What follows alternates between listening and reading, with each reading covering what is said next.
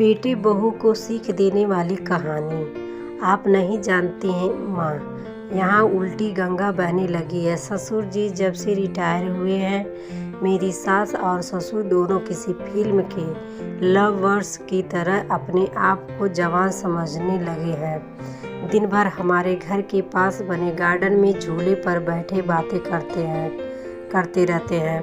उन्हें अपने पक चुके बालों का भी ख्याल नहीं रहता है। अब इस उम्र में उन्हें ऐसा व्यवहार क्या शोभा देता है। कविता अपने ससुराल के समाचार अपनी माँ को बता रही है। तभी सास अलका उदास मन से रसोई घर में जाती हैं, क्योंकि बहू की वो कड़वी बातें उन्होंने सुन ली थी।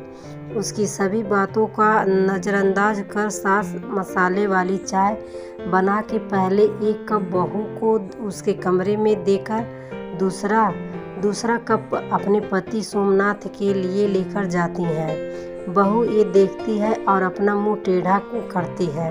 सास ने फिर से एक बार उसकी तरफ दुर्लक्ष किया, क्योंकि ससुर के वितरित होने के बाद यह उनका रोज का ही नित्यक्रम बन गया था। वह अब किसी की भी परवाह किए बिना रोज अपनी मर्जी के मुताबिक नए नए कपड़े पहनकर गार्डन में अपने पति के साथ बैठकर अपना ज़्यादा समय बिताती थीं।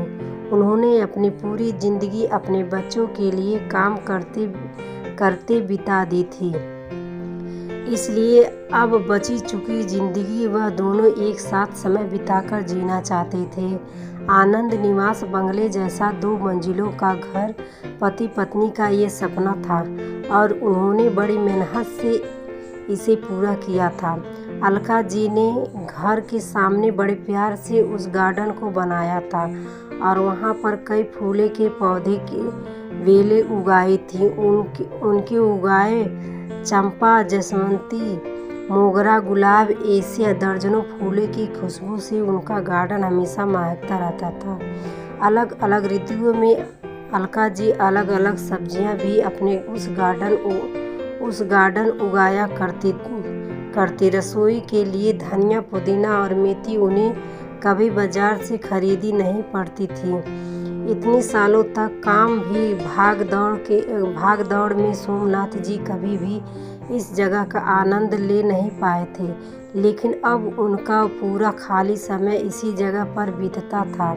दरअसल एक और छोटा सा घर वहां बना सके, इसके लिए उन्होंने वह जगह खरीदी थी, लेकिन अब वह संभव नहीं था। अलका जी को अपने बनाए उस गार्डन में एक झूला चाहिए था, जो उन्होंने लाकर दिया था, और अब वही झूला उनको एक दूसरे के साथ ज़्यादा से ज़्यादा सुखमय समय बिताने का जरिया बन गया था। उन्होंने अपने घर में सभी ज़रूरी चीज़ों की और बाकी ऐशो आराम की चीज़ों की कोई कमी नहीं रखती थी। फिर भी बहू को दोनों का उस झूलों पर बैठकर समय बिताना खटकता था। पहले दिन भर उसके साथ रहने वाली सास और ज़्यादा समय अपने पति को देने लगी थी। अपने सास ससुर को टोन मारने का एक भी मौका कविता नहीं छोड़ती थी। वह हमेशा अपना दिमाग उनको उस जगह से हटाने के लिए लगाती, और एक बार उसने ऐसा करने के लिए प्रचंड भी रचा। अजय, तुम्हें नहीं लगता हमें एक बड़ी कार लेनी चाहिए? कविता ने अपने पति से कहा। आइडिया तो अच्छा है, लेकिन कार रखने के लिए जगह कहाँ है? हमारे पास एक ही छोटा सा गैरेज है, जहाँ सिर्फ एक कार है। कार के लिए जगह है, अजय ने चिंता वाले स्वर में कहा। कौन कहता है जगह नहीं है? वह गार्डन है ना, जहाँ आजकल 2 लवर्स अपना डेरा जमाए बैठे हैं। कविता ने पति की तरफ तिरछी नज़र करते हुए कहा। आजकल तुम कुछ ज़्यादा नहीं बोलने लगी हो? अजय ने अपनी पत्नी को फटकार लगाते हुए कहा। लेकिन सच तो ये था कि उसने भी इस बारे में अपने पिता से बात करने का मन बना लिया था। अगले दिन अजय पिता के पास गया और उसने बोला, पिताजी, मेरा और आपकी बहू का मन है कि एक बड़ी कार ली जाए, पर बेटा हमारे पास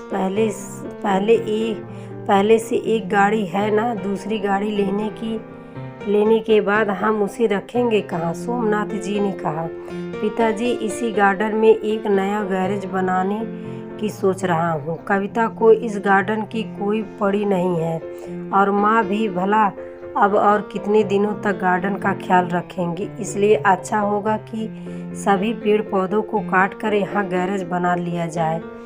अजय ने अपने विचार बताए। दूसरी खड़ी अलका जी का यह सुनकर जैसे दिल ही बैठ गया। सोमनाथ जी अपना गुस्सा दबाते हुए बोले, मुझे तुम्हारी माँ से पूछना पड़ेगा, मुझे थोड़ा वक्त दो। क्या पिताजी, इसमें क्या मम्मी से पूछना? आप दोनों तो किसी का विचार करते ही नहीं हैं। दिन भर झूले पर बैठे रहते हैं बिना चार लोगों के बारे में सोचे। अब कविता घर में है, छोटे बच्चे भी हैं घर में और आने जाने वाले लोग भी तो आपको कैसे देखते हैं। आप किसी का विचार नहीं करते हैं। अजय थोड़ा चिढ़ते हुए ही बोला। अंदर से कविता की बड़बड़ भी चालू थी। सोमनाथ कुछ नहीं बोल पाए। उस दिन बेटे और बहू ने बाहर से अच्छा खाना मंगवाया था, लेकिन अलका और सोमनाथ जी के गले से निवाला उतरे ना, ऐसा हो गया था। उस पूरी रात दोनों ही जागते रहे थे, लेकिन सुबह कुछ विचार आने से सोमनाथ जी के चेहरे पर मुस्कान आ गई थी। सोमनाथ जी खुद रसोई घर में जाकर चाय बनाकर लाए थे, लेकिन अलका जी इनकी निराश थी कि वह आज बगीचे में किसी भी पेड़ पौधे को पानी तक डालने नहीं गई थी। पूरा दिन तो बड़ा ही नॉर्मल तरीके से गुजरा था, लेकिन शाम को अजय की आंखें फटी की फटी रह गई जब उसने घर के आगे घर भाड़े से देना है का बोर्ड पढ़ा था। अजय ने सोमनाथ जी से कहा, पापा माना कि हमारा घर बड़ा है, लेकिन इसका यह मतलब थोड़ी है कि हम उसे भाड़े से दे देंगे। बेटा, अगले महीने मेरे साथ काम करने वाले शर्मा जी रिटायर हो रहे हैं और वही अब इस घर में भाड़े से रहेंगे। सोमनाथ जी ने कहा, लेकिन वह कहाँ रहेंगे? अजय ने अपनी शंका भरा सवाल पूछा। घर के उस हिस्से में जहाँ तुम रहते हो, सोमनाथ जी ने कड़क आवाज में कहा। और पापा, हम कहाँ रहेंगे? नरम पड़ती आवाज में अजय ने पूछा। बेटा, मैं जानता हूँ कि मैंने तुम्हें इस लायक तो बनाया है कि तुम अपने पैरों पर खुद खड़े हो सको, इसलिए तुम्हारे पास एक महीना है। तुम अपने लिए नया फ्लैट ढूंढ लो या कंपनी के फ्लैट में रहने चले जाओ। वहाँ तुम्हें तुम्हारी उम्र के लोगों का साथ मिल जाएगा और इस घर में हमें हमारी उम्र के लोगों का साथ मिल जाएगा।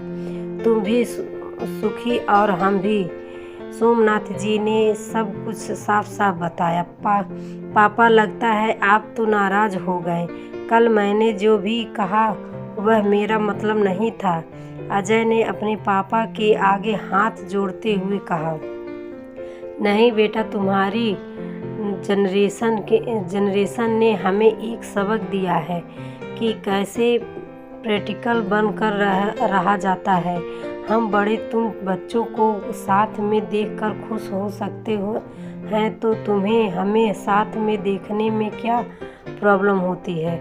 यह गार्डन में बड़े हुए ये पेड़ पौधे इस बात के गवाह हैं कि कैसे तुम्हारी माँ ने मेरे लिए और ख़ासकर तुम्हारे लिए जी जान से सेवा की है, अपना समय, अपनी जवानी खर्च कर दी है। इसलिए इन सब पर तुमसे और मुझसे भी ज़्यादा तुम्हारी माँ का हक है और इन सब को मैं तुम्हारी माँ से नहीं छीन सकता। सोमनाथ जी ने अपनी पत्नी की तरफ देखकर कहा। दोस्तों, जाने अनजाने में हम हमेशा यह गलती कर बैठते हैं। हम सोचते हैं कि हमारे बड़े बूढ़े हमारे हिसाब से जीवन जिए। ऐसा करवाने के लिए हम उन पर अपने विचार थोपते लगते हैं, लेकिन हम यह भूल जाते हैं कि उन्होंने हमारे लिए कितना त्याग किया है। और जब उन्हें उनके हिसाब की ज़िंदगी जीने का मौका मिलता है, तब उनका साथ देने के बजाय हम उनके विरोधी बन जाते हैं। उम्मीद है कि आपको एक शिक्षाप्रद कहानी पसंद आई होगी। वीडियो को लाइक कर दें। अगर आप मेरे चैनल पर पहली बार आए हैं तो चैनल को सब्सक्राइब कर लें, बेल को बजा दीजिए, जिससे कि सबसे पहले वीडियो का नोटिफिकेशन आपको